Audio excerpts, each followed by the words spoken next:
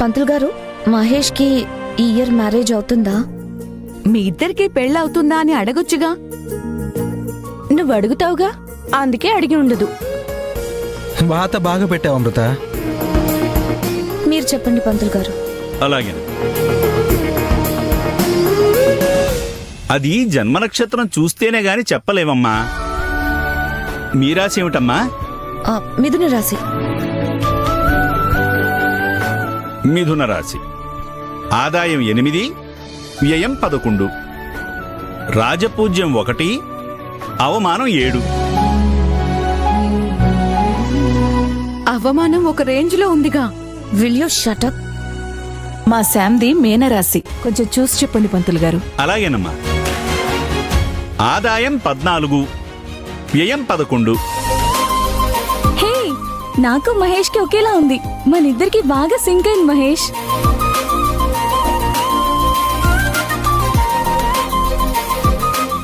Hello, ఇంక చెయ్యి వదిలితే బాగుంటుంది. నీకేంటి బాధ? దానికి ఒక స్టోరీ ఉందిలే. స్టోరీనా? ఏంటది? ఆపండి మీ గోల. పంతులు గారు, ఆనందికి ఎలా ఉందో ఒకసారి చూడండి. ఆనంది, నీ రాశి అంటే చెప్పు. తులారాశి, స్వాతి నక్షత్రం. ఆదాయం 5, వ్యయం 14. మనకు ఆదాయం లేకపోతే ఏంటి, ఖర్చు పెట్టడానికి డబ్బిచ్చే వాళ్ళు ఉన్నారుగా. తులసి, అసలు నీ ప్రాబ్లం ఏంటి? అరే అవును మహేష్, అప్పటి నుంచి కంటిన్యూస్ గా వాగుతూనే ఉంది. ఇంకా పెట్టండి గడ్డి. రాజపూజ్యం 6, అవమానం 3. ఆనందికి ఈ ఏడాది అవమానాలే అన్నావు కదా, పంతులు గారు ఏం చెప్పారో విన్నావా? వీటి మాట ఎలా ఉన్నా ఆనందికి ఈ సంవత్సరం ఒక రకంగా బాగుందనే చెప్పాలి. చిక్కుముడులు ఒక్కొక్కటి విడిపోతాయి. గ్రహబలం చాలా అనుకూలంగా బలంగా ఉండటం వల్ల ఈ రాశివారి మాటకి ఇంటా బయట అస్సలు ఎదురే ఉండదమ్మా. మంచి పేరు సంపాదిస్తారు. సంతాన ప్రాప్తి కూడా ఉంది. అది తెలిసిందేలేండి. అసలు ఏంటి న్యూసెన్స్? Leave it Mahesh. పంతులు గారు, అశ్వింది కూడా చెప్పండి. మా బావది భరణి నక్షత్రం. అంటే మేషరాశి. ఆదాయం 11, వ్యయం 5. Wow Ashwin, congrats man. Thank you sir. రాజపూజ్యం 2, అవమానం 4.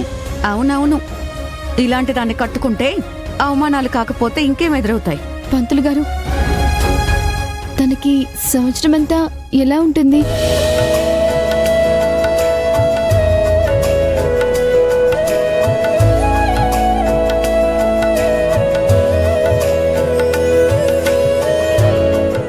పర్వాలేదు పంతులు గారు, ఏముందో అదే చెప్పండి. నువ్వు ఈ ఏడాది చాలా జాగ్రత్తగా ఉండాలి బాబు. అంటే ఏంటి పంతులు గారు? నరదృష్టి బాగా ఉంది. ఒక పెద్ద ప్రమాదం పొంచి ఉంది. నీలాపనిందలు మోయక తప్పదమ్మా.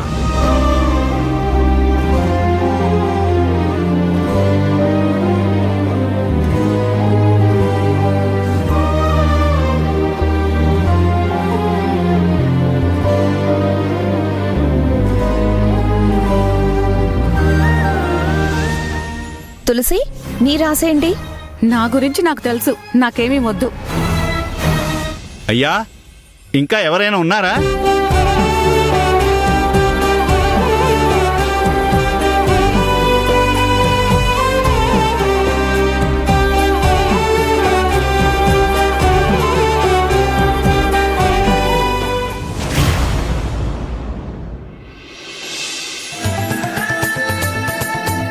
సీతారామపురం శ్రీరామనవమి ఉత్సవాలకి విచ్చేసిన భక్తులందరికీ నమస్కారం. అలాగే అందరికీ ఉగాది శుభాకాంక్షలు.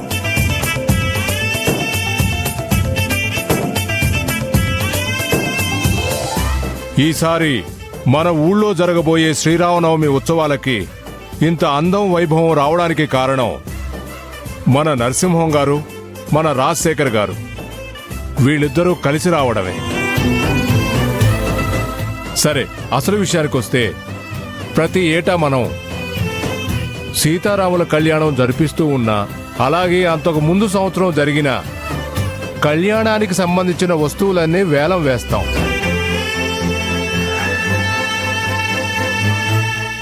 ఆ వేలంలో అదృష్టవంతులంటే ఎవరు ఎక్కువ రేటుకి పాడుకుంటారో ఆ వస్తువులు వారికే చెందుతాయి.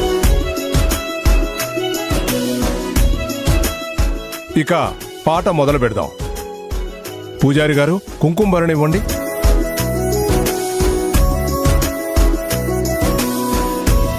ఇది స్వామివారికి అమ్మవారికి నామం దిద్దే కుంకుమ భరిణ.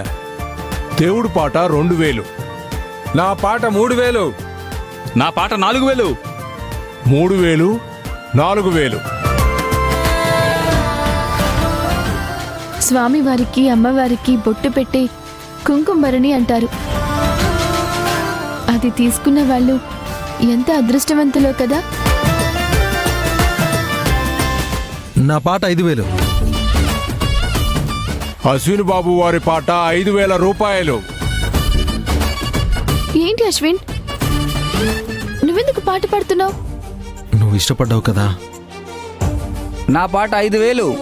నా పాట 10,000.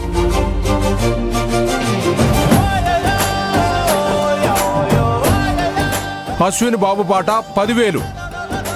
అశ్విన్ 10,000? అశ్విని బాబు పాట 10,000 ఒకటోసారి. అశ్విని బాబు పాట 10,000 రెండోసారి. అశ్విని బాబు పాట 10,000 మూడోసారి.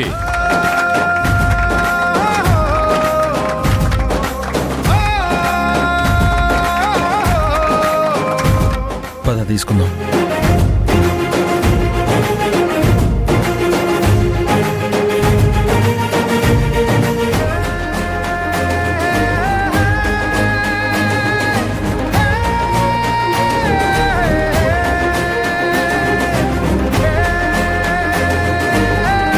బావా, ఏంటి? నాకు చీర కావాలి బావా.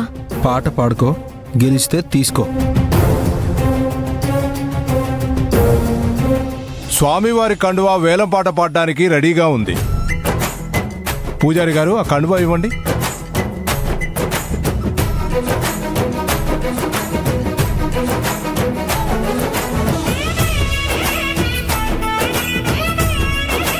ఇది స్వామివారు ధరించిన కండువా. దేవుడి పాట 2000 రూపాయలు.